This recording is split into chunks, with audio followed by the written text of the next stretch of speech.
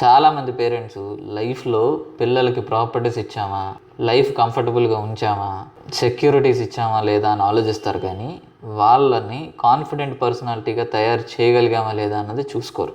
ఒక మనిషికి కావాల్సినంత కాన్ఫిడెన్స్ కనుక లైఫ్లో లేకపోతే వాళ్ళు ఎంత సెక్యూర్డ్ లైఫ్లో ఉన్నా, కంఫర్టబుల్ లైఫ్లో ఉన్నా సరే ఇన్సెక్యూర్డ్గానే బతుకుతారు.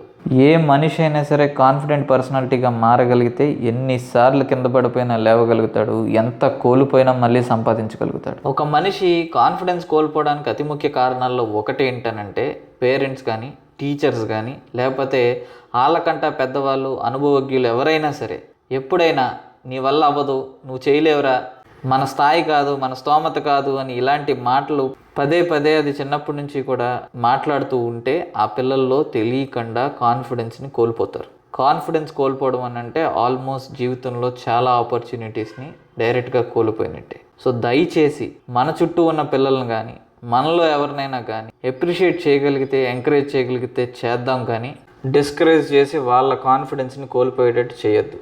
ఎందుకనంటే ఎవరిలో ఎంత పొటెన్షియల్ ఉందో, ఎవరు ఏమవబోతున్నారో ఎవ్వరూ చెప్పలేము. చాలామంది ప్రొఫెషనల్స్ చాలా స్కిల్డ్ ఉండి కేవలం కాన్ఫిడెన్స్ లేక ఏ ఉద్యోగం రాకుండా వాళ్ళల్లో వాళ్ళు బాధపడుతున్న వాళ్ళు ఉన్నారు. So choose right words for your kids.